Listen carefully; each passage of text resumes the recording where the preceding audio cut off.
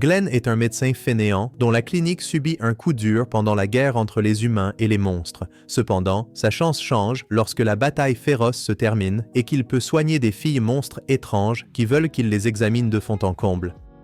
Un jour, Glenn examine une fille minotaure, puis il caresse ses oreilles, qui s'avèrent être assez sensibles, ce qui la fait crier de joie. Il lui annonce ensuite qu'elle est enceinte. À ce moment-là, son mari corpulent se précipite pour l'embrasser. Glenn leur dit que la douleur dans ses melons disparaîtra dans quelques jours, car c'est le signe distinctif de la grossesse dans leur espèce. Ensuite, alors que les petites fées nettoient l'endroit et que Saphantite organise la clinique, elle semble un peu troublée, ce que Glenn remarque et demande immédiatement, à quoi Saphantite répond qu'elle s'inquiétait qu'il soit un gobelin assoiffé en examinant cette femelle chatouilleuse plus tôt. Glenn est embarrassé et répond qu'il était tellement plongé dans l'examen médical qu'il n'a rien remarqué de tout cela. Elle se calme et lui assure que sa concentration est l'une de ses meilleures qualités. Un messager arrive pour apporter des nouvelles du Dr Setali, leur ancien mentor plantureux, qui demande à Glenn d'examiner les combattants dans l'arène au nom de l'hôpital central. Ils montent tous les deux dans la calèche centaure et, en chemin, Saphantite maudit la pieuvre pour avoir fermé la clinique. Mais Glenn agit comme un idiot et lui dit que le Dr Setali a fait cela pour son bien et que la clinique n'a ouvert que grâce à son soutien.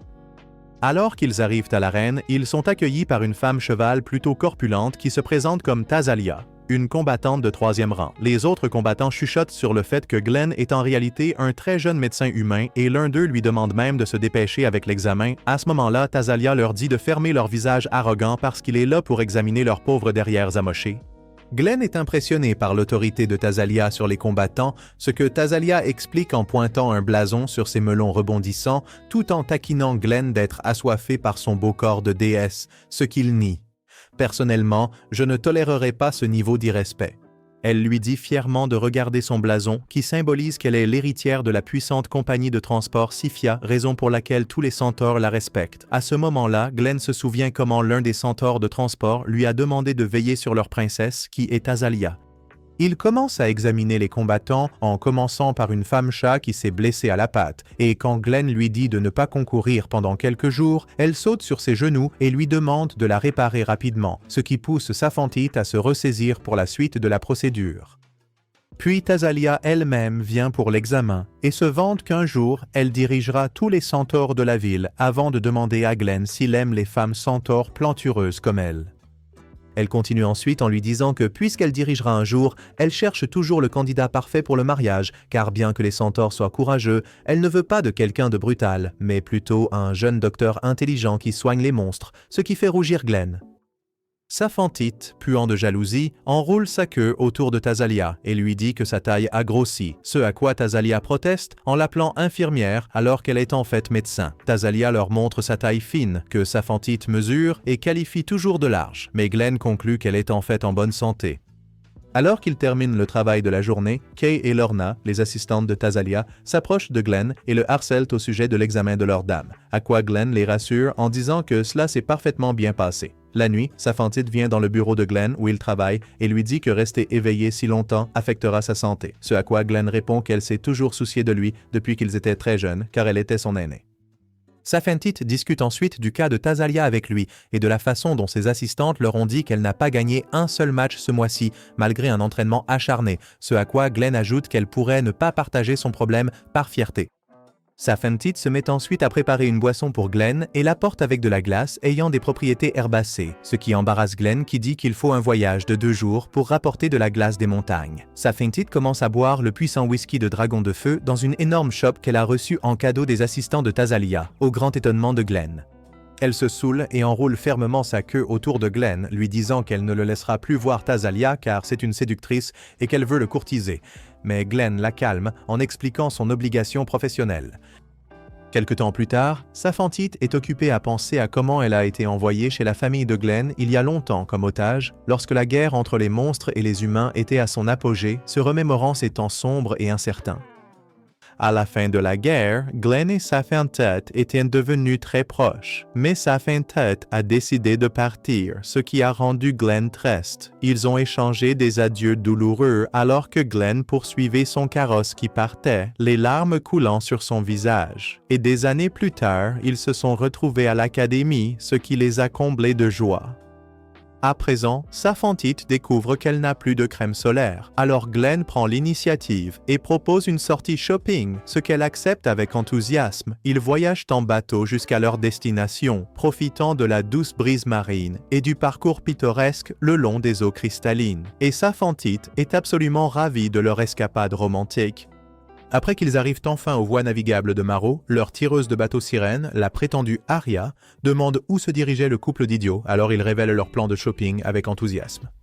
Saphantite l'embête pour acheter des sacs de créateurs, mais Glenn lui rappelle qu'ils sont fauchés comme les blés et ne peuvent pas se permettre des articles de luxe. Tous deux profitent de la vue et louent Lady Scadley pour tout son travail politique sur les waterways, s'émerveillant de l'infrastructure impressionnante et de la coexistence pacifique entre les espèces. Une fois qu'ils ont terminé d'acheter leur fourniture de clinique, en sélectionnant soigneusement les articles de la meilleure qualité qu'ils peuvent se permettre avec leur budget serré, Saphantite le supplie de faire un arrêt rapide dans une boutique de cadeaux. Quand ils arrivent, ses instincts de shopping compulsif commencent à s'activer alors qu'elle admire les marchandises brillantes comme une pie avide et se lance dans une frénésie d'achat en achetant des babioles inutiles qui attirent son attention. Après avoir passé plusieurs heures à errer dans le magasin, elle finit par n'acheter qu'un seul article. Hey yo, quoi là? Tout en disant à Glenn que le véritable trésor était le temps qu'ils avaient fini par passer ensemble en ce jour spécial. Leur chauffeur sirène mentionne que le spectacle de sirènes qui a lieu ce soir-là comporterait beaucoup de chants et de danses, ce qui énerverait les défenseurs des droits des animaux partout. Saphantite s'enthousiasme et veut y assister, mais Glenn insiste sur le fait qu'ils ont du travail qui les attend à la clinique, et une autre sirène les remarque et les appelle un couple mignon et les invite dans sa boutique avec enthousiasme.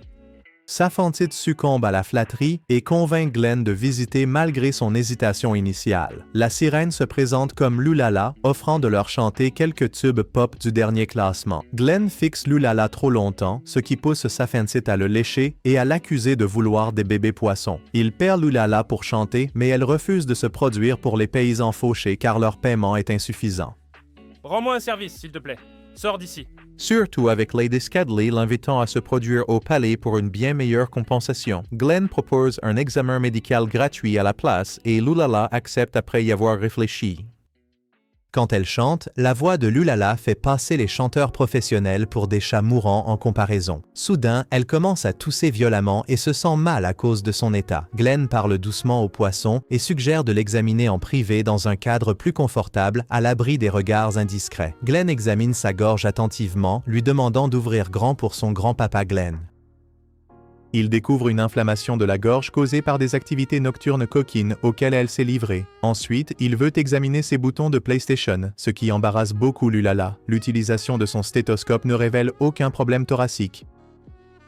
Bien, il examine ses branchies attentivement, trouvant étrange qu'elles restent ouvertes sur Terre alors qu'elles devraient être fermées. S'inspirant des médecins de films pour adultes, Glenn commence à glisser ses gros doigts à l'intérieur, tandis que Lulala émet des bruits de plaisir qui résonnent dans le magasin et attirent des regards des autres clients. Après l'examen, Glenn explique qu'elle passe trop de temps sur Terre à se produire, asséchant dangereusement ses branchies et sa gorge. Lorsqu'on lui demande pourquoi elle fait cela, Lulala révèle qu'elle a besoin d'argent pour sa famille après que son père soit parti acheter du lait et ne soit jamais revenu de son mystérieux voyage. Elle veut chanter pour Lady Scadley afin de gagner beaucoup d'argent qui pourrait changer sa vie, mais en attendant, elle doit travailler normalement dans tous les lieux qui acceptent de la faire se produire. Un enfant humain tombe soudainement dans l'eau, la marée l'entraînant dangereusement vite vers le large. Lulala saute immédiatement et nage comme une championne olympique pour sauver le garçon de la noyade. Sous l'eau, elle a du mal à respirer, mais puise dans son instinct de sauveteuse pour le secourir avec succès. Glenn effectue une réanimation cardio-pulmonaire sur l'enfant, ne réalisant pas que Lulala a perdu connaissance et a coulé sous les vagues pendant qu'il était distrait. Découvrant qu'elle a disparu, Glenn plonge pour la sauver sans hésitation, malgré le danger. Lulala commence à avoir des regrets finaux de ne pas avoir aidé sa mère financièrement et supplie l'univers de l'aider, et Glenn finit par la sauver par sa seule détermination. Il l'embrasse pour forcer la respiration à travers ses branchies, réussissant avant de s'évanouir d'effort et d'épuisement. Saphantite les tire tous les deux avec sa queue et Lulala refuse de lâcher le torse musclé de Glenn, rendant Saphantite jalouse et frustrée. Quelques jours plus tard, Lulala se produit devant toute la ville, recevant des ovations debout de la foule émerveillée qui avait entendu parler de son sauvetage héroïque. Elle remercie Glenn et Safantite pour le médicament pour la gorge, mais reste troublée par le baiser sous l'eau de Glenn et s'enfuit, embarrassée. Dans les rues animées de la ville, un golem nommé Kunai poursuit des bandits avec détermination et tombe dans une embuscade soigneusement planifiée. Pendant ce temps, Glenn soigne une slime à sa clinique qui tombe amoureuse de son beau visage et le regarde amoureusement. Lady Skadi elle-même visite leur humble clinique avec son garde du corps intimidant, Kunai, qui parle au nom de Skadi d'une voix autoritaire. Kunai dit aux deux paysans d'être reconnaissants d'expérimenter la grandeur qui était Skadi elle-même dans toute sa magnifique gloire.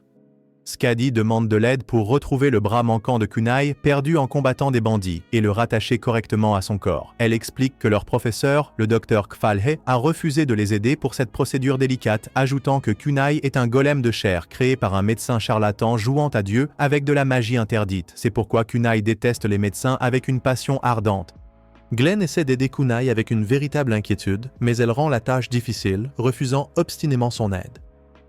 Kunai déclare qu'elle retrouvera son bras elle-même et quitte la clinique en colère. Elle aperçoit quelqu'un de suspect rôdant dans l'ombre et le suit à travers les rues sinueuses, mais perd la trace dans le dédale des ruelles. Le bandit l'attaque soudainement par derrière quand elle s'y attend le moins. Pendant ce temps, Glenn refuse d'abandonner l'idée de l'aider et prépare son matériel médical pour aider Kunai malgré son refus. Cherchant frénétiquement Kunai et le bras manquant dans toute la ville, il entend des cris provenant d'une rue voisine. Sur les lieux du crime, il rencontre Tazalia pointant une jambe coupée au sol avec de l'inquiétude sur le visage. Glenn l'examine attentivement, réalisant qu'elle appartient à Kunai après avoir reconnu la construction unique.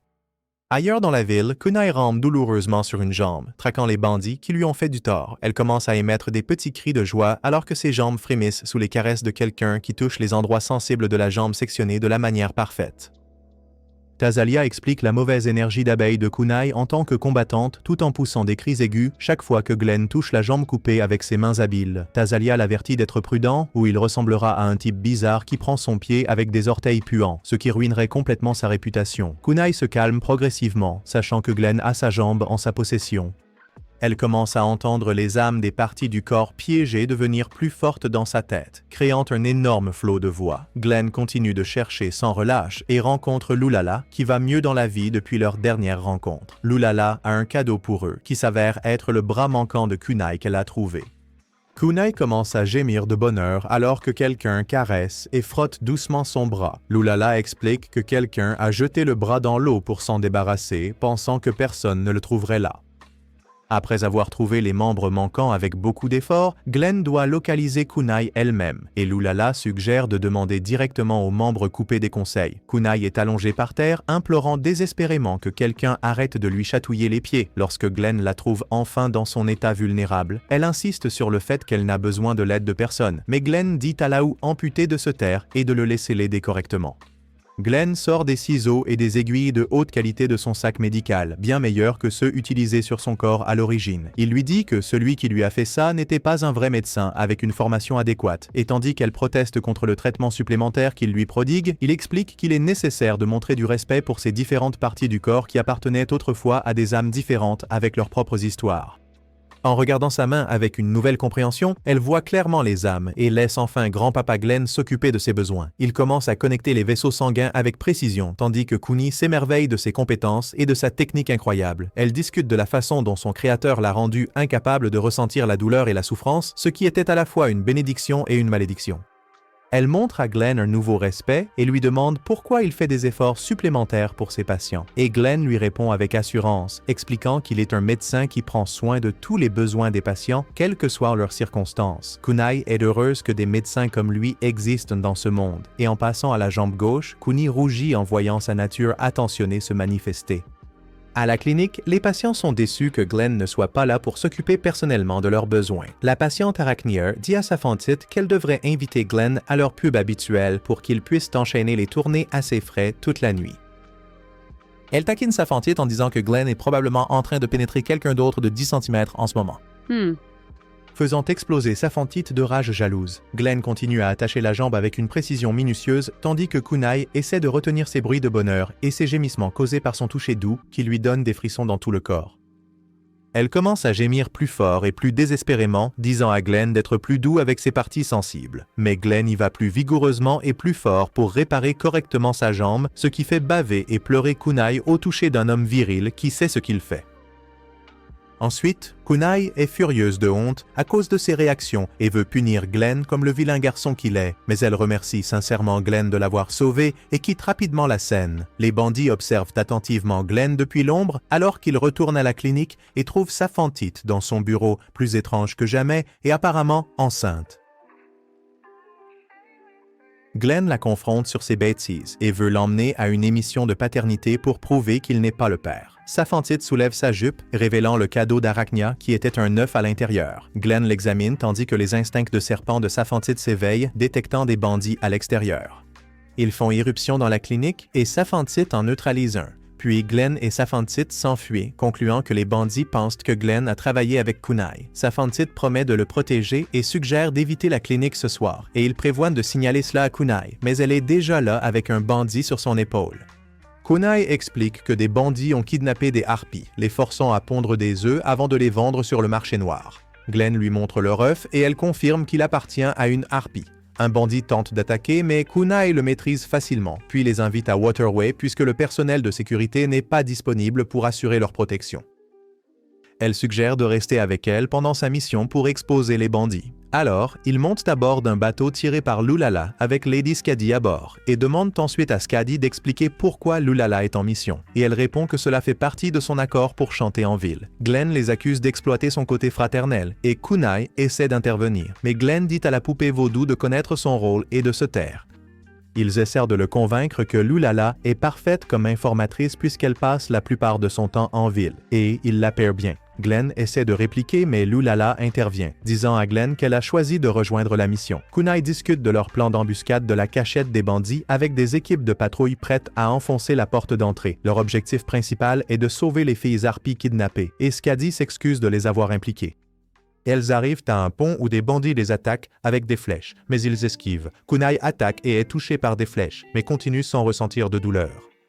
Soudain, Tazalia et son équipe rejoignent la bataille, maîtrisant les bandits. Ils disent à Glenn et aux autres de continuer vers la cachette. Un bandit commence un monologue de Soy Boy sur le fait que les humains et les monstres ne sont jamais destinés à la paix. Mais Tazalia lui dit de se trouver une personnalité et de regarder la réalité avant de le battre d'un coup. Le bateau atteint leur destination et Kunai ordonne à Lulala de nager vers la sécurité. Le chef des bandits apparaît et commence une guerre de mots avec Kunai, affirmant que ce qu'ils font, y compris le trafic d'êtres vivants, est un revenu nécessaire après la fin de la guerre. Kunai en a assez à ce moment-là et le traite de sale cabot, lui disant de se préparer à se battre. Ils commencent à croiser le fer et Kunai dit aux autres de sauver les filles harpies, et l'équipe de patrouille fait irruption pendant que Glenn et les autres cherchent les filles. Un bandit essaie d'attaquer, mais Skadi utilise son expansion de domaine et le bat facilement. Il trouve les filles harpies kidnappées et Glenn les calme, examinant leur santé. Elle demande de l'aide car une fille a des douleurs à l'estomac et Glenn se met au travail en examinant son ventre, concluant qu'un œuf est coincé à cause du stress que la mère subit. Il ouvre son pantalon et se glisse entre ses cuisses épaisses pour l'aider à accoucher. Il commence à masser son ventre pour aider avec les contractions, mais des bandits attendent dehors, et ils font irruption pour attaquer, mais Safantite et Skadi s'allient contre eux. La bataille fait rage avec les filles en vedette, et Safantite fait un monologue sur une maladie incurable qu'elle a et sur sa lignée familiale. Sa famille, les Nix, sont des experts en poison et techniques d'assassinat, et elle a reçu un jour l'ordre de sa mère d'éliminer la lignée de Glenn si la guerre ne se terminait pas. Maintenant, elle est heureuse que cela ne soit pas arrivé et se demande si elle aurait eu le courage de le faire à Glenn. Un bandit lui poignarde la queue et elle se sent faible, voyant du poison sur la lame avant de s'effondrer. Elle regarde Glenn à son point le plus faible, pensant qu'il est un mâle Sigma si merveilleux avant de perdre connaissance. Plus tard, elle se réveille dans son lit avec Glenn à son chevet et il lui dit qu'il n'est pas inquiet puisque le poison utilisé n'est qu'un jeu d'enfant pour une Lamia comme elle et Safantite s'émerveille de ses connaissances. Glenn l'informe que tout le monde est en sécurité et que la fille harpie a accouché avec succès. Alors Safantite commence à agiter sa queue et avoue qu'elle avait été envoyée auparavant comme assassin pour tuer toute sa famille. Cependant, Glenn sourit, lui disant qu'il savait déjà, car sa famille a montré pourquoi les humains sont au sommet de la chaîne alimentaire en recherchant la famille de Safantite avant de l'accepter dans leur maison. Il lui raconte une histoire où le serviteur de sa famille a empoisonné sa nourriture, la rendant malade. C'est Glenn qui est resté à ses côtés et l'a soignée. Il la remercie d'avoir été là pour sauver les harpies. Soudain, c'est la saison des amours et Saphantite enroule Glenn dans une position suspecte comme si c'était le moment de faire des bébés. Elle enlève son armure et se couche sur lui, ne se souciant pas des risques qu'il pourrait affronter. Mais Glenn commence à paniquer quand il voit la faim pour sa saucisse dans son sage. Mais elle s'effondre heureusement car le poison est toujours dans son système. Il lui dit de se reposer, mais elle lui demande de tenir sa queue jusqu'à ce qu'elle s'endorme et Glenn accepte volontiers. Quelques semaines plus tard, Glenn et Saphantite voyagent avec Tazalia et ses loyaux subordonnés le long des routes sinueuses de montagne à travers la campagne. Setali leur avait assigné des examens médicaux des harpies dans le cadre de leurs devoirs médicaux et Glenn se demande constamment comment Ely, la jeune fille qu'il a aidé à mettre au monde lors du sauvetage, se remet. Ils apprennent par les commérages du village que Ely n'a pas de famille et ne peut pas voler correctement après avoir été kidnappé. Alors Glenn veut désespérément l'aider à surmonter ses défis. Un glissement de terrain frappe leur carrosse et les centaures soudainement sans avertissement. Et Glenn se précipite immédiatement pour aider, trouvant Kay horriblement blessé sous les lourds rochers et débris. Kay essaie de continuer le voyage malgré sa douleur, mais Glenn conclut après examen qu'elle a une jambe fracturée, nécessitant une assistance immédiate du village avec des installations médicales appropriées. Des harpies arrivent des environs pour les escorter en toute sécurité, et Glenn explique clairement leur situation critique, demandant poliment aux harpies de porter Kay qui accepte volontiers sans hésitation. Ils atteignent le village paisible et rencontrent la sage aînée Harpie, et Tazalia s'occupe des négociations commerciales importantes avec l'aîné, tandis que Glenn rend visite à Kay pour vérifier son état. En examinant plus attentivement la blessure à sa jambe, on découvre qu'il s'agit simplement d'une entorse plutôt que d'une fracture, et Kay essaie de se lever mais échoue lamentablement à cause de la douleur aiguë, et Lorna lui dit doucement de se reposer après avoir promis sincèrement de toujours veiller sur Tazalia en son absence. Les harpies reconnaissantes forment une file organisée pour les examens médicaux de Glenn et les jeunes harpies sauvées remercient chaleureusement Glenn de les avoir sauvés de leur terrible épreuve. Glenn demande spécifiquement Ely et elle l'informe tristement qu'Ely ne veut pas le rencontrer parce qu'il est laid et fauché. Plus tard dans la soirée, Glenn rencontre Lorna seule près d'une rivière paisible et apprend que Tazalia était là plus tôt, mais qu'ils se sont séparés pendant leur promenade. Glenn demande curieusement à propos de sa relation étroite avec Kay, et elle raconte leur histoire touchante. Ils étaient tous deux des orphelins de guerre devenus des divas intrépides servant la famille de Tazalia avec une loyauté indéfectible. Cependant, Tazalia arrive peu après leur conversation, réprimandant sévèrement Lorna pour s'être éloignée seule et l'avoir laissée sans surveillance. La nuit, Tazalia dîne avec les deux médecins, exprimant ses inquiétudes croissantes concernant la perte soudaine de cellules cérébrales de Lorna, devenant de plus en plus maladroite depuis son arrivée au village plus tôt. Saphantite devient curieuse des affaires de Tazalia avec l'aîné, et Tazalia révèle que sa famille veut travailler en étroite collaboration avec les harpies, en utilisant leur capacité naturelle de vol pour élargir les opportunités commerciales. Mais Lorna continue d'agir bizarrement et de ruiner tout ce pour quoi ils ont travaillé. Tazalia demande professionnellement à Glenn d'examiner l'état de Lorna, mais Glenn pense que Lorna est simplement déprimée à cause de l'état douloureux de Kay. Mais la casse-pied prétentieuse n'accepte pas sa réponse simple et leur propose les meilleurs alcools de sa collection, ce qui pousse Saphantite à supplier désespérément Glenn d'accepter l'offre généreuse. Tazalia explique honnêtement que bien qu'elle soit proche de ses deux acolytes, elle reste leur maîtresse avec la distance nécessaire dans leur relation professionnelle.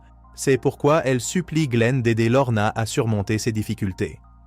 Plus tard dans la nuit, Glenn se préoccupe profondément d'aider Lorna à changer d'état d'esprit pour le mieux, tandis que Saphantite lui coupe des pommes fraîches avec soin. Elle suggère utilement que pour aider Lorna à arrêter de s'inquiéter constamment pour Kay, elle doit être attachée pendant que Glenn lit attentivement son livre sur les centaures et obtient quelques idées suspectes des techniques. Pendant ce temps, Lorna est complètement perdue dans ses pensées troublantes, incapable de faire face sans Kay à ses côtés pour la première fois depuis des années, et son anxiété continue de monter dangereusement jusqu'à ce que Glenn appelle doucement son nom. Il lui donne le bandeau qu'il utilise habituellement la nuit quand Saphantite va faire boink-boink avec lui. Lorna se sent immédiatement mieux alors que son esprit s'éclaircit avec ses objectifs. Et Glenn ajoute des éléments pour ses habitudes coquines et attache Lorna, les yeux bandés, comme dans son film préféré de Gunnar. Lorna va plus loin, le suppliant de serrer plus fort. Tandis que Saphantite regarde avec un dégoût pur, Glenn se défend et explique que c'est pour le bien de la science, en disciplinant Lorna en utilisant des techniques du passé pour les centaures. Cela s'avère efficace au-delà des attentes et Tazalia est reconnaissante pour cette percée osée qui fonctionne réellement. Tazalia va voir Lorna, remerciant à la fois elle et Kay pour leur service loyal, leur disant qu'elle les aime profondément. Et plus tard, Kay est confuse en voyant Lorna attachée dans une position compromettante, mais Lorna adore ça complètement. Les deux filles mettent Glenn au milieu d'un sandwich lacté, lui disant de se dépêcher d'épouser Tazalia pour qu'il devienne leur maître afin qu'elle puisse le chevaucher. Glenn recule devant la créature à quatre pattes et elles lui disent qu'elles ont hâte que son énorme Excalibur terrasse les monstres équins et rende justice collante. Oui. Quelques jours plus tard, Kay est guérie et il prévoit d'examiner Ely, mais elle veut seulement être examinée avec la récompense de rencontrer Tazalia elle-même. Alors, ils vont chez Ely et voient ses plumes inertes sur le sol. Glenn examine Ely avec ses gros doigts musclés et elle commence à se tortiller et à gémir sous ses touchés, finissant presque par crier « Papa !» Glenn vérifie sa température en mettant sa main sous son aisselle tout en chatouillant ses seins et Saphantite le tire en arrière, lui disant d'être plus doux tandis que Tazalia l'encourage à ne montrer aucune pitié envers Ely. Glenn conclut qu'Ily n'est pas malade et qu'elle mue simplement comme le ferait un oiseau normal. Mais Ely refuse son examen car elle n'a jamais perdu autant de plumes auparavant et traite Glenn d'idiot piaillant. Elle l'attaque mais Tazalia l'arrête juste à temps et la remet à sa place. Alors Ely s'enfuit et Tazalia demande à Glenn de la laisser s'en occuper. Finalement, elle trouve Ely et lui parle, qui finit par dire à Tazalia qu'elle est sa fan numéro 1 et qu'elle souhaite se battre comme elle dans l'arène. Tazalia se sent insultée et la corrige en lui disant qu'elle ne fait pas que se battre et continue en disant à Ely que c'est aussi un spectacle d'élégance. Ensuite, elle attrape un bâton et défie Ely de montrer ses mouvements, lui disant qu'elle n'est qu'une bonne à rien pour avoir mal parlé de son baby daddy docteur. Ensuite, Tazalia reçoit un traitement et raconte à Glenn ce qui s'est passé et comment elle a décidé de se battre pour l'honneur de Glenn. Saphantite soutient pleinement sa décision, disant qu'elle aurait dû enfoncer le bâton directement dans la boîte à puanteur d'Ily. Wow, du calme, Jamal. Glenn calme les deux filles fougueuses et leur dit qu'elles doivent faire quelque chose à propos d'Ily. Plus tard, pendant leur combat, Tazalia donne une fessée à Ely, lui disant qu'elle n'a pas ce qu'il faut pour être une combattante. Mais Ely refuse d'abandonner car elle sent qu'elle ne s'intègre pas avec les siens. Tazalia explique qu'Ily fuit toujours tout et qu'elle cherche probablement à fuir définitivement après le retour de ses plumes. Pendant ce temps, Glenn s'inquiète qu'elle puisse être kidnappée à nouveau. Tazalia donne à Glenn une des plumes d'Ily qui est tombée pendant le combat, et Glenn remarque quelque chose dessus. Le lendemain, il rassemble des plumes de la même couleur que celle d'Ily, et Tazalia dit à Glenn qu'elle souhaite qu'Ily trouve un endroit où elle appartient et qu'elle s'améliore. Soudain, Saphantite arrive avec des plumes au hasard, se précipitant vers Glenn par jalousie qu'il soit emporté par un âne comme Tazalia. Saphantite s'en va et Tazalia dit à Glenn qu'elle pourrait avoir des difficultés dans ce village car c'était un environnement horrible pour les serpents comme Saphantite et de lui donner un peu de son amour. Une harpie arrive pour les informer qu'Ily est partie. Pendant ce temps, Ely est perdue dans des pensées douloureuses après avoir été incapable de voler et de voir le monde d'en haut. Et depuis une branche d'arbre en hauteur, elle regarde en bas pour essayer de se forcer à voler. Elle regarde en bas avec peur et abandonne, mais se souvient ensuite des paroles piquantes de Tazalia lui disant que même si elle peut voler, elle devra atterrir finalement, et elle pense que Tazalia est plus profonde qu'elle ne le montre. Glenn et les filles la cherchent, et Saphantite finit par trouver Ely grâce à ses yeux de serpent, et ils vont la chercher. Ely leur demande de la laisser tranquille et d'aller jouer avec Rox, mais ils refusent. Voyant la situation désespérée, Glenn prend enfin les choses en main et s'occupe de la situation. Il lui dit qu'il avait tort et lui montre que ses plumes changent. Pendant ce temps, Stoli sait déjà qu'Ely n'est pas malade et a envoyé Glenn quand même pour s'amuser, regardant son ancien élève courir comme un poulet sans tête. Glenn sourit et dit à la bimbo cactante qu'elle perd ses plumes parce qu'elle fait pousser des plumes d'adulte et qu'elle a du sang de phénix spécial dans ses veines. Ely n'en revient pas et Glenn lui dit qu'elle volera bientôt à nouveau avec des plumes qui ridiculiseront brutalement tous les oiseaux. Ely lève sa plume, heureuse de pouvoir voler à nouveau dans le futur. Et quelques jours plus tard, Ely montre à Glenn ses nouvelles plumes qui ressemblent à des parfums de glace artificielle. Glenn demande pourquoi elle ne voulait pas qu'il l'examine au départ, et Ely lui dit qu'elle ne peut pas le regarder en face après qu'il l'ait vu sortir un œuf entier de son fente. Ellie s'enfuit, passant devant Saphantite, qui est heureuse de la voir heureuse, et Glenn se sent inutile dans cette mission. Mais Saphantite lui assure que ses grandes mains musclées ont beaucoup fait pour Ellie, puis Ellie s'envole, laissant tomber une plume que Glenn attrape, mais il sent que la plume est trop chaude à manipuler et pense que c'est peut-être l'esprit du phénix en elle qui brûle encore. Glenn montre aux harpies assoiffées comment elles doivent brosser leurs plumes pour maintenir une bonne hygiène des plumes et rester propres. Il leur conseille également de ne pas brosser trop fort pour ne pas abîmer leurs plumes, tandis que la femme harpe qu'il brosse crie comme un oiseau en chaleur et que les autres l'entourent lorsqu'il demande un autre volontaire. Plus tard, alors que lui et Saphantite terminent leur travail de la journée et discutent de la façon dont ils ont fait tout ce qu'ils pouvaient pour cet endroit et qu'ils devraient retourner à leur clinique avant qu'il ne neige, Ellie entre couvert d'une substance blanche et collante que Glenn examine et déduit être une toile d'arachné qu'elle crée pour se déplacer dans la forêt. Il lui dit que ça partira une fois qu'elle prendra son bain annuel d'eau chaude et lui conseille de se laver dans la source chaude, mais quand elle lui propose de se mettre au naturel avec elle, il trouve une excuse et Saphantite lui demande d'effacer ce sourire assoiffé de son visage suffisant.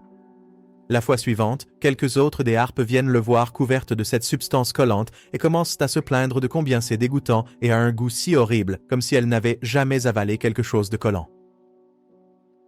Glenn et Saphantite leur disent de se laver à l'eau chaude et sortent eux-mêmes pour chercher la cause du problème. Ils naviguent à travers la forêt et trouvent une piste de soie d'arachne qu'ils suivent et, alors que Glenn fait l'éloge de l'arachne, Saphantite lui dit de faire attention aux pièges qu'elle tende. Glenn répond qu'il ne se fera pas prendre dans un piège aussi stupide, suite à quoi il est immédiatement pris dans un piège. « Rends-moi un service, s'il te plaît. Sors d'ici. » Sentant quelque chose dans le piège, une femme arachne plantureuse apparaît devant eux et Saphantite la reconnaît comme Aranya, une vieille amie. Mais Aranya se présente à Glenn comme la meilleure amie de Saphantite. Saphantite raconte à Glenn comment elle s'est rapprochée d'Aranya en commandant sans cesse des vêtements chez elle, car elle est la principale couturière chez Loose Silk Sewing. Lorsque Glenn essaie de se présenter, Aranya lui dit que Saphantite lui a déjà tout raconté à son sujet et qu'elle a tendu des pièges dans la forêt pour attraper un idiot de harpe avec des plumes de phénix qu'elle veut adopter pour son nouveau design. Glenn et Saphantite lui disent que les harpes vivent dans un village et l'y emmènent où elle trouve Ilia à la poitrine plate qui a les majestueuses plumes de phénix et Aranya lui saute dessus comme un lapin sauvage et la supplie de la laisser examiner ses plumes. Ellie active son spray au poivre intérieur et dit à Aranya de la laisser tranquille, puis s'enfuit alors qu'Aranya la poursuit en lui lançant des toiles. L'une d'elles recouvre accidentellement Tazalia qui s'entraîne dans la forêt. Tazalia se précipite vers Glenn et Saphantite pour se plaindre de cela, appelant Aranya une dangereuse traînée, ce qui énerve Saphantite qui appelle Aranya une amie. En entendant cela, Tazalia change de ton et dit qu'elle ne fait pas confiance à Aranya à cause de ses instincts féminins. Saphantite s'en va, laissant Tazalia commenter qu'elle a l'air très fatiguée, ce qui peut être dû à l'air froid. Mais Glenn lui dit que Saphantite est à sang-froid et qu'elle a travaillé très dur ces derniers jours, ce à quoi Tazalia lui dit de la laisser faire une pause et se détendre pour qu'elle puisse retrouver ses forces après avoir tant essayé d'impressionner son idiot de lui-même. Glenn dit à Saphantite qu'elle devrait prendre un jour de congé avec le centaure au bain thermal et que c'était un cadeau de sa part, ce qu'elle accepte immédiatement en l'entendant. Le lendemain, Aranya passe et demande Saphantite, qui n'est pas là, alors elle dit à Glenn qu'elle se sent faible et fatiguée, ce qui pousse Glenn à prendre sa température et à examiner sa gorge utilisée de manière excessive, qui semble toutes deux étonnamment normale. Il lui dit qu'elle pourrait attraper un rhume et qu'elle devrait éviter de rester trop longtemps dans le froid, ce à quoi elle rétorque qu'il devrait l'accompagner en promenade s'il est si inquiet. Glenn la suit timidement et elle cueille joyeusement des fleurs en chemin, ce qui indique à Glenn qu'elle n'est pas malade, et alors qu'il se retourne pour rentrer, il est pris dans l'un des pièges qu'elle a tendus pour lui afin qu'elle puisse faire un peu de gymnastique de chambre avec lui. La principale raison pour laquelle elle veut le ravir est que Saphantite l'aime bien, car elle n'admire pas vraiment Glenn, mais elle a l'habitude de vouloir ce que les autres ont, et elle veut partager Glenn avec Saphantite pour que leur lien devienne encore plus profond et solide. Juste au moment où Aranya est sur le point d'embrasser Glenn, Tazalia se précipite et coupe le piège avec une épée tout en attrapant Glenn, puis confronte Aranya à propos de ses intentions avides et de sa conception déformée de l'amitié. Aranya lui demande de ne pas s'en mêler, ce à quoi Tazalia répond que Glenn va la courtiser et prendre le nom de Sithia, donc elle ne peut pas le laisser entre ses mains, ce qui pousse Aranya à dire qu'elles sont toutes les deux faces d'un même vilain postérieur, car elles essaient d'utiliser Glenn à leur propre fin. Cela énerve Tazalia qui lui dit qu'elle n'est rien comme elle et qu'elle aime vraiment Glenn. Mais Aronia utilise sa logique compliquée pour lui affirmer qu'elle pense seulement aimer Glenn, parce qu'elle voit en lui le candidat parfait pour son entreprise. En entendant cela, Tazalia s'emporte et attaque Aronia qui esquive. Et alors qu'elle commence à s'attaquer à nouveau, Sephenthit intervient pour protéger Glenn et les arrête en disant que Glenn n'a pas de temps pour l'amour ou la cour. Elle serre Glenn si fort dans le processus qu'il s'évanouit, et de retour à la maison, elle lui présente furieusement ses excuses tout en noyant son chagrin dans l'alcool avant de soudainement lui avouer ses vrais sentiments et de lui dire qu'elle l'aime.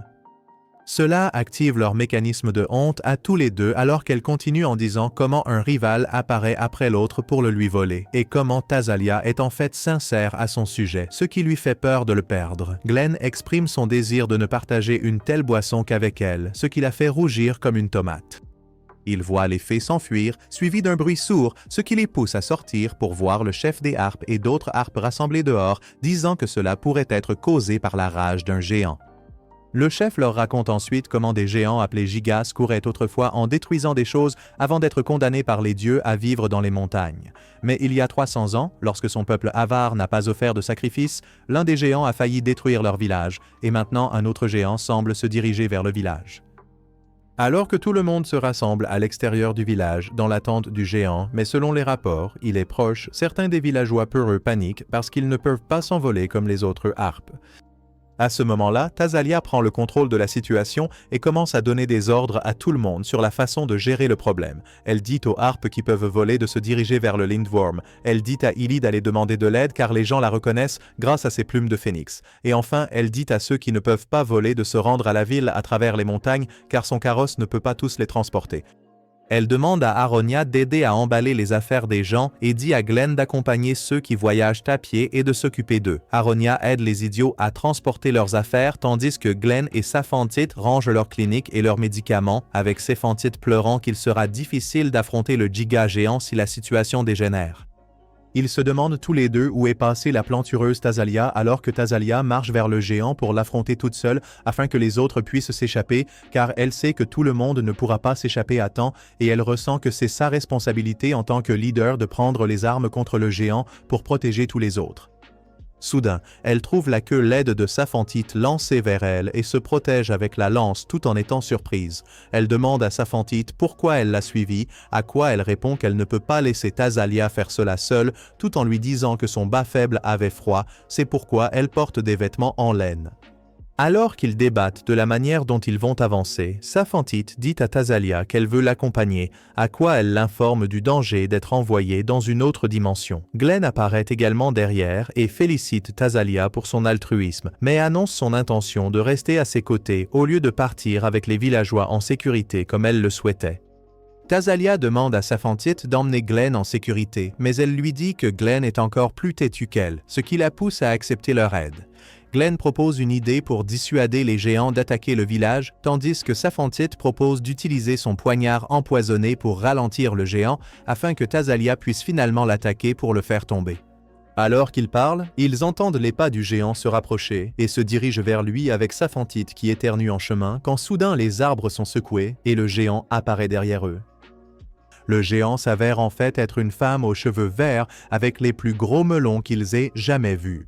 Et alors que Glenn avance pour lui parler et lui dire que tout le monde au village a peur de sa venue, elle éternue, ce qui fait voler Glenn dans le décolleté de Sephenthit tandis qu'un énorme morceau de mucus passe juste à côté d'eux.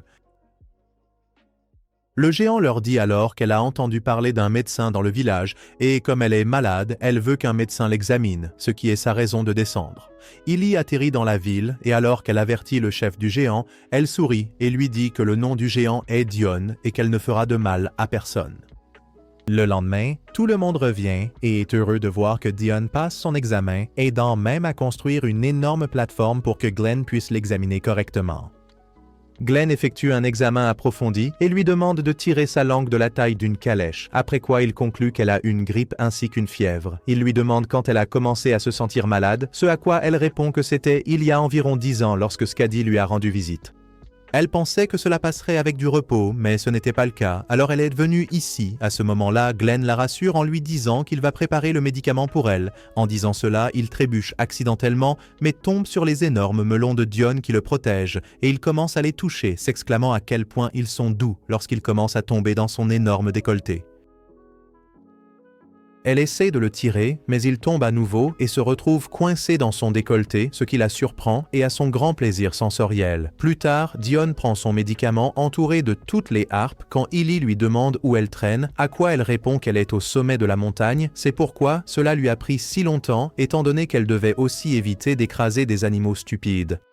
Le doyen du village s'excuse auprès de Glenn et Saphantite, disant qu'il n'avait aucune idée que Dionne serait si gentille et que l'histoire vieille de 300 ans n'était après tout qu'une misérable histoire.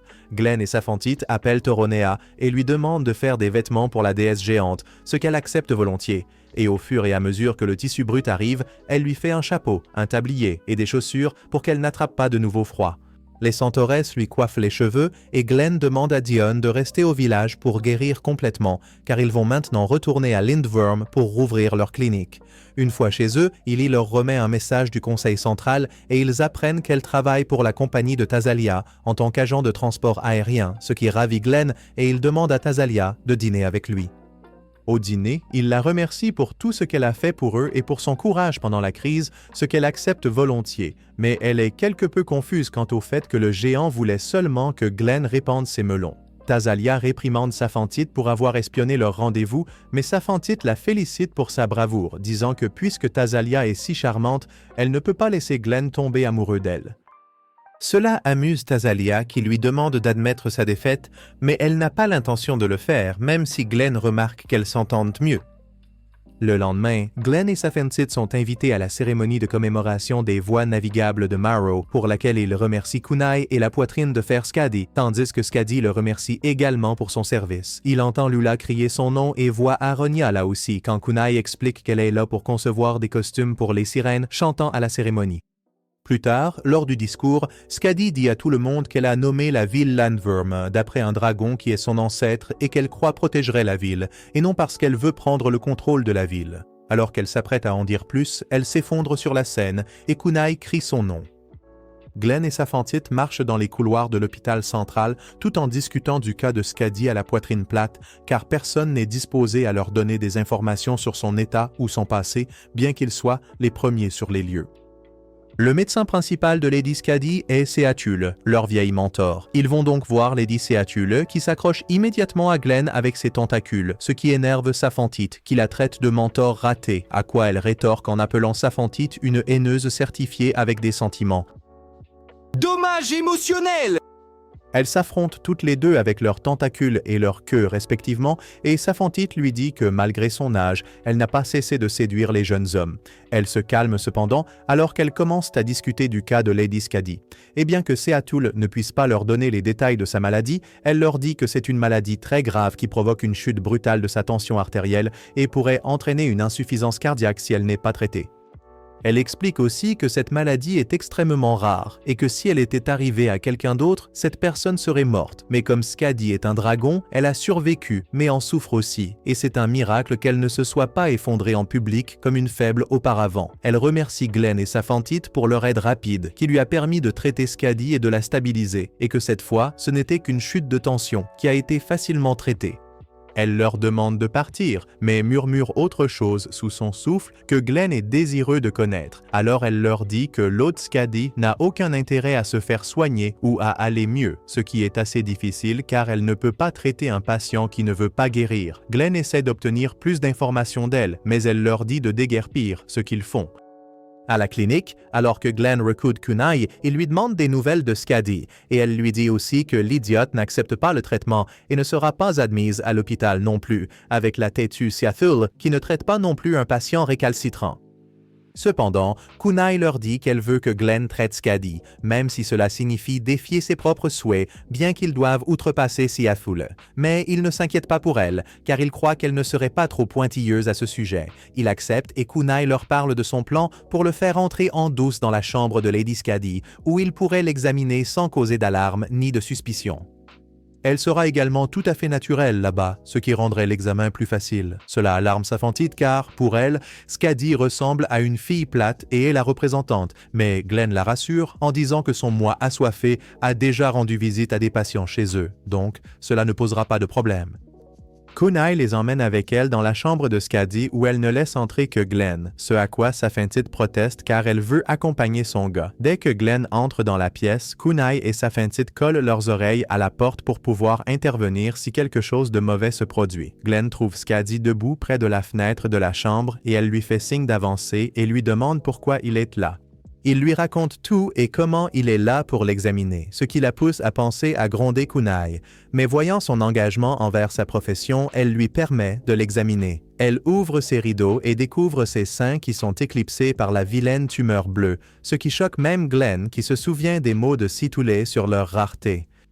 C'est une tumeur maligne qui a envahi le système veineux du corps et déforme l'approvisionnement sanguin du corps, causant des complications de pression artérielle avec une tension accrue sur le cœur. Glenn dit que c'est comme si elle avait deux cœurs. Son corps est sous beaucoup de pression, tandis que Skadi commence à pleurer pour attirer l'attention en disant qu'elle récolte ce qu'elle a semé, parce que les dragons n'auraient jamais dû venir dans ce monde car leur place était près des dieux. Mais ils sont descendus et l'environnement terrestre a changé leur forme physique. Certains ont perdu leurs membres et leurs ailes pour devenir des vers, tandis que d'autres comme elles ont atteint une forme mi-humanoïde, ne pouvant jamais revenir à sa laide forme de dragon non plus. Elle lui dit que la tumeur contient probablement tout le sang versé et les impuretés de la guerre, c'est pourquoi elle ne cherchera pas de traitement. Mais Glenn n'est pas découragé et continue l'examen en palpant la tumeur, même le stimulateur de ondes de Skadi est activé. Glenn continue de la toucher et passe à l'examen des écailles de son épaule avant de se placer derrière elle pour en frotter une sur sa queue comme s'il lui faisait une caresse, ce qui la fait frissonner comme si elle s'éclatait. Elle lui dit d'y aller doucement, mais il se dirige vers la base de sa queue puis vers les ailes qui sont deux zones très sensibles, la faisant couiner et crier comme une chatte en chaleur. En entendant les bruits, Kunai et Safentite se précipitent avec des yeux injectés de sang sur Glenn. Kuni dit à Glenn qu'elle va lui couper la tête par pitié et Safentite ajoute que ses infidélités pourraient enfin cesser. Mais Skadi arrête Kunai en lui disant qu'elle va bien et que l'examen est terminé. Glenn et Safentite vont ensuite voir Situle, toujours aussi plantureuse, et lui demandent de l'aide pour la chirurgie, car après avoir retiré la tumeur, ils devront reconnecter les nombreuses veines au cœur en même temps. Et étant donné ses multiples bras et tentacules, ce serait très utile si elle participait.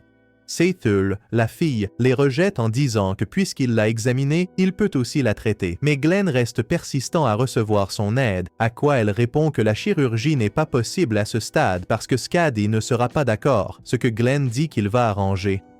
À ce moment-là, Seythul libère ses tentacules en forme de saucisse et s'empare de Safentite ainsi que de Glenn, caressant seulement Glenn, mais Safentite devient le sujet de sa curiosité sensuelle, ce qui entraîne une giclée pulsante de fluides amusants pour elle, laissant sa queue battre autour.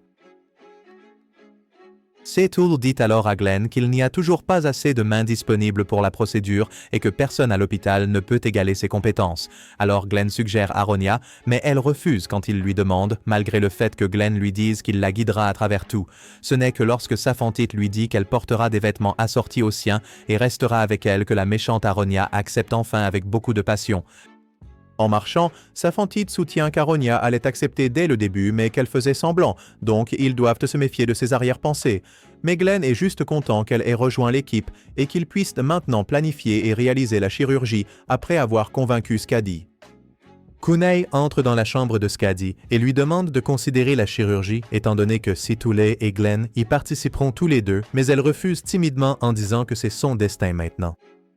Glenn rend visite à Miem à l'atelier des Cyclopes et elle est d'abord secouée en le voyant, mais commence ensuite à se plaindre de la douleur de travailler là-bas avec des épaules raides, des cernes sous les yeux et le fait qu'elle continue de se cogner contre des gens et des choses encore et encore. Glenn lui dit que c'est dû à un manque de perception de la profondeur commun aux Cyclopes idiots et qu'il est en fait là pour voir le patron à qui il veut demander de lui fabriquer quelque chose de spécial. Mine heurte un autre cyclope avant de se cogner contre un tas de bois et de se faire déchirer son pantalon, exposant ses fesses. Cela la rend folle et elle gifle Glenn qui semble en avoir assez d'elle à ce stade. Ils vont voir le patron et Glenn lui explique la situation en disant qu'il a besoin qu'il fabrique les outils pour la chirurgie de Lady Skadi et tout cela dans un délai d'1 mois au plus tard. Le patron lui dit que tout peut être fait avec beaucoup d'argent et d'efforts, mais qu'il ne peut pas promettre des aiguilles capables de percer des écailles de dragon. Glenn lui dit que l'hôpital central paiera la facture et le patron dit à Min de fabriquer les aiguilles, à quoi elle commence à jacasser qu'elle sera tenue pour responsable si l'opération échoue, mais il lui ferme sa stupide bouche et lui dit de se mettre au travail.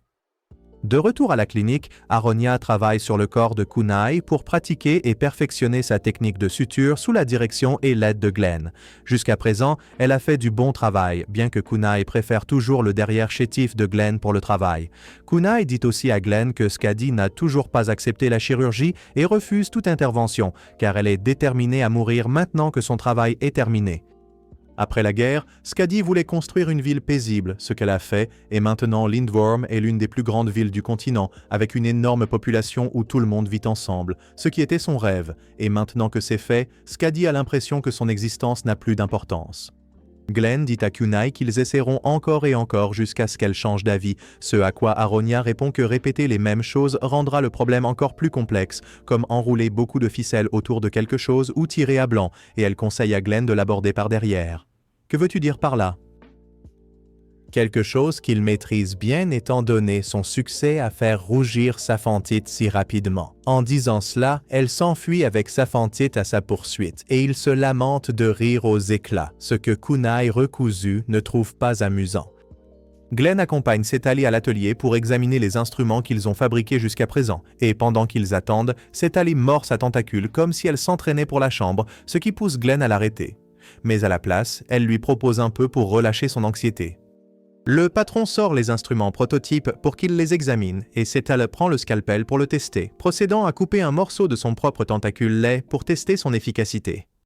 Elle dit au patron de le produire en masse d'un ton autoritaire, ce qui, avec les instruments chirurgicaux, rappelle à Glenn son apprentissage de la chirurgie sous sa supervision et il se souvient à quel point elle était dure avec eux. À ce moment-là, Setali lui demande à quoi il pense, et en le lui disant, elle dit qu'elle serait encore dure avec lui. Garçon, la fabrication d'aiguilles confiée à Min est la seule chose non approuvée car elle essaie encore de trouver la version parfaite, et Glenn dit même au patron qu'il aimerait que Min continue à fabriquer l'aiguille. Ellie arrive en volant à la fenêtre de la clinique pour trouver Glenn pour une urgence médicale à l'atelier où il se précipite pour découvrir que Min s'est effondré. Le patron et les autres cyclopes assoiffés sont inquiets pour elle, alors Glenn réveille son gremlin de la soif et coupe son tube pour exposer ses melons afin qu'elle puisse respirer confortablement. Il leur demande ensuite de la transporter sur la civière jusqu'à la clinique, car elle s'est probablement évanouie à cause de la chaleur dans l'atelier où elle travaillait dur pour fabriquer les aiguilles. Alors que Min est transportée à la clinique, elle se souvient de son désir d'être artisan et de créer des choses utiles dont les autres pourraient bénéficier.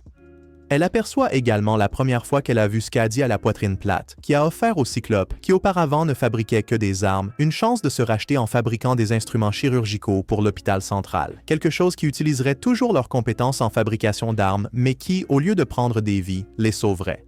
Men se réveille pour découvrir que son haut est coupé et rougi comme un navet, ce à quoi Glenn promet de le lui rembourser. Mais elle dit que le problème est que maintenant il a vu ses melons ainsi que son protecteur de viande, ce qui met Saphantite en colère et elle confronte Glenn à ce sujet.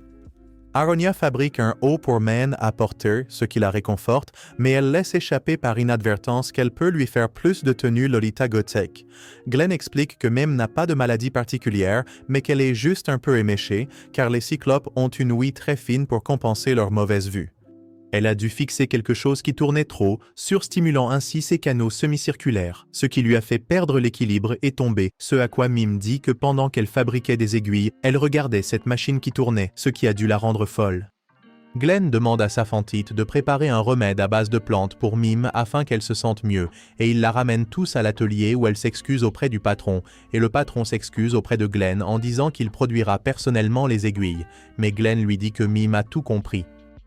Mim commence à leur expliquer comment elle a découvert une nouvelle façon de fabriquer des fils de fer qui peuvent être transformés en aiguilles utilisées pour les sutures. Et bien qu'ils seront nécessaires en grande quantité, ils feront l'affaire. Mim travaille dur tout en expliquant, et après les tests par Aronia, ils la complimentent tous sur son excellent travail, ce qui la rend plus chancelante. Glenn leur dit qu'après l'approbation de ces études, il lui demandera de les produire en masse, et juste au moment où il s'apprête à partir, Mim lui demande à propos de son sourcil idiot qui est incliné. Mais il lui dit de ne pas s'inquiéter car son œil va très bien, mais elle l'appelle un gobelin assoiffé et s'enfuit. Une réunion du conseil des Landworms se tient dans la grande salle et se termine comme l'annonce l'annonceur. La réunion est présidée par Skadi, à qui Kunai demande de prendre congé, et alors qu'il s'apprête à partir, Skadi aperçoit le visage suffisant de Glenn qui lui sourit. Et quand elle lui demande s'il va un jour abandonner l'idée de la faire subir l'opération, il répond qu'il n'arrêtera à aucun prix. Glenn enseigne à Aranya des techniques de suture, et elle commence à montrer des progrès en les réalisant, alors il la complimente, ce à quoi elle répond en l'appelant un bon professeur. Saphantite, remarquant tout cela, applaudit avec une énergie grinçante en voyant Aranya se rapprocher de Glenn, et crée une distraction en lui disant que les dossiers médicaux ne sont pas bien rangés. Il lui dit qu'il se souvient de les avoir rangés, mais elle rejette cela et lui rappelle son engagement à l'hôpital central, ce qui lui fait se souvenir qu'il doit aussi aller à l'atelier. Alors il part, et quand Saphantite lui demande pour le dîner, il lui dit qu'il sera en retard et qu'il mangera dehors, donc ils peuvent dîner sans lui. Aranya tente un affrontement avec Saphantite et lui dit qu'à moins de dire à un homme qu'elle veut être avec lui, les hommes ne comprennent jamais vraiment. À cela, Saphantite répond que lorsqu'elle a quitté la maison de Glenn, elle ne pensait pas le revoir. Mais finalement, ils se sont rencontrés à l'académie et sont ensemble depuis, ce qui a guéri son syndrome de personnage secondaire. Et que quoi qu'il arrive maintenant, elle peut toujours espérer que Glenn revienne vers elle. Plus tard, lors d'une soirée entre filles, Saphantite et Aranya boivent comme des vrais addicts, tandis que Tisalia ne boit que du jus, car elle ne boit pas d'alcool. Aranya demande à Saphantite pourquoi Tisalia est même là, à quoi elle répond que c'est une soirée entre filles, donc elles sont toutes invitées. Ensuite, Aranya la critique pour ne pas boire dans un pub, mais Tisalia la rabroue. Ensuite, ils commencent à discuter de l'anesthésie pour Skadi, car l'anesthésie normale pourrait ne pas fonctionner et une chirurgie n'a jamais été tentée sur un dragon auparavant. Alors Tisalia, grâce aux connexions de son entreprise, a procuré de l'alcool de l'Extrême-Orient, qui est le pays des hommes. Ce type particulier d'alcool, appelé Jinjo, est dit assez fort pour être inclus comme ingrédient pour anesthésier un dragon. Tisalia demande à Aranya ce que l'amour signifie pour elle, car elle avait dit à Tisalia que son amour pour Glenn n'est pas réel. À quoi elle répond que pour elle, l'amour est subjectif et qu'elle aime être une attention hoe, que ce soit avec un garçon ou une fille. Plus tard dans la nuit, Saphantite surprend Aranya en train de voler une chose précieuse qu'elle avait offerte à Glenn et elle se moque d'Aranya pour avoir perdu son accent et même oublié de lui tendre des pièges. Aranya est troublée et elle jette l'objet en sautant par la fenêtre où elle est immédiatement interceptée par Tisalia qui l'attendait. Elle abandonne et est ramenée à la maison où ils en discutent. Saphantite dit à Aranya que puisqu'elle a été stressée et a beaucoup travaillé, il savait que sa routine alimentée par le chaos pourrait se manifester. À l'intérieur, Saphantite et Tazalia lui parlent de la façon dont elle a testé Saphantite dans le village en essayant d'éloigner Glenn. Il la traite de lâche pour essayer de tester chaque relation qu'elle a et le fait qu'elle puisse se connecter à n'importe qui en peu de temps signifie qu'elle est creuse et collante sans prétendant. Ils lui disent que si elle veut vraiment être amie avec eux et leur faire confiance, elle doit arrêter de dire des choses gentilles et commencer à y croire réellement. Cela fait pleurer Aranya et elle s'effondre. Plus tard, elle leur dit qu'elle a fait cela pour tester Glenn aussi parce qu'aucun d'eux ne le comprend complètement, car il lui enseigne tout de manière si gentille, avec un sourire toujours sur son visage, malgré tout ce qu'elle lui a fait. Elle dit qu'il passe tout sous silence et pardonne tout et est un garçon faible, ce sur quoi ils sont tous d'accord, mais ils sont confus quant à la raison pour laquelle Aranya ne lui fait toujours pas confiance. Aranya leur dit que, contrairement à eux, elle ne fait confiance à personne parce qu'elle aime flirter avec l'énergie de la fraude. À ce moment-là, Saphantite lui dit qu'ils vont lui faire passer un petit examen. Elle demande à Aranya si elle pense à Glenn avant de s'endormir, si sa poitrine se serre et son visage rougit en sa présence, et si elle veut l'attacher. À toutes ces questions, Aranya répond par l'affirmative, ce qui fait sourire Saphantite et Tazalia et leur permet de lui donner le diagnostic, à savoir qu'elle est follement amoureuse de Glenn et qu'elles le savent parce qu'elles sont passées par là aussi. Glenn va rencontrer Skadi et elle lui demande à nouveau s'il va un jour abandonner sa chirurgie et il répond non. Elle demande alors à Kunai de la soulever, mais comme elle n'est pas là, Glenn voit sa chance de se rapprocher d'elle et la soulève à la place pour qu'elle puisse voir toute la ville. Elle explique que la raison pour laquelle elle refuse l'opération est qu'elle a construit cette ville sur une longue période de 10 ans pour que Lindworm n'aille pas en guerre, car elle avait vu 100 ans de guerre et en était fatiguée. Elle dit qu'elle est tombée des cieux pour arrêter la guerre entre les monstres et les humains, ce qui a abouti à cette belle ville, et maintenant que son rêve est accompli, elle ne pense pas que partir soit une si mauvaise idée. Glenn, cependant, lui dit qu'elle devrait continuer à vivre pour profiter de la vie, veiller sur la ville qu'elle a construite et savourer quelques douceurs pendant qu'elle y est. Elle se souvient qu'une confiserie a ouvert près des nouveaux canaux et demande à Glenn ce qu'elle pourrait faire d'autre de sa vie. Et il lui dit qu'elle pourrait acheter des bijoux et se déguiser, 2 idées qui lui plaisent. Il lui dit aussi que les filles s'intéressent aux relations avec des étincelles aussi. À ce moment-là, elle lui demande de la poser et dit à Glenn qu'elle subira l'opération sous ses soins. Plus tard, Glenn, Setalhe, Safentit et Aranya se préparent tous pour la chirurgie sous la direction de Setalhe qui commence par demander des nouvelles de l'anesthésie qui fonctionne parfaitement. Elle commence ensuite la chirurgie en faisant une incision près de la tumeur qui s'illumine en bleu et elle éduque les autres sur l'anatomie d'un dragon en expliquant que Skadi était un dragon de feu, donc ses organes sont protégés par des minéraux qui circulent dans son sang, le rendant bleu. Et alors qu'il continue la chirurgie, sa poitrine s'illumine comme un radiateur brûlant et sa tension artérielle monte en flèche à cause de ses instincts qui prennent le dessus pour la protéger, se préparant à cracher du feu, augmentant ainsi sa température corporelle. Setal utilise ses tentacules pour tenir la tumeur qui brûle maintenant avec ses tentacules et elle demande fermement à Glenn d'arrêter d'être un lâche et de retirer la tumeur gênante, ce qu'il fait pendant que les habitants de la ville tiennent des veillées et prient pour que Skadi ait une opération réussie. Une énorme foule se rassemble autour du pont où Skadi, à la poitrine plate, se tient pour prononcer son discours aux habitants de Lindworm après sa chirurgie réussie. Tout le monde attend avec impatience qu'elle prenne la parole alors qu'elle s'avance et, pour la première fois en public, enlève son foulard pour révéler son visage idiot et parle de sa propre voix au lieu d'utiliser le kunai comme outil. Elle remercie les gens pour leur soutien continu et leur vœu tout au long de cette épreuve et promet d'accomplir ses devoirs avec encore plus de vigueur et de zèle. Elle demande alors à Kunai des nouvelles de Glenn, qui lui dit qu'il est à la clinique avec Safentit, qui ne se sent pas bien. En entendant cela, Skadi décide de rendre visite à Glenn elle-même, car c'est ce qu'elle veut vraiment faire. À la clinique, Glenn dit à Safentit qu'il est rare que son épaisse partie inférieure tombe malade, mais il l'a beaucoup poussée pendant l'opération de Skadi, ce qui a pu contribuer à la maladie. Il lui demande si elle aimerait un peu de vin chaud pour se sentir mieux, ce qui la rend heureuse, mais quelque chose la gêne dans la bouche, la faisant parler avec des mots étouffés comme si elle venait d'avaler une charge.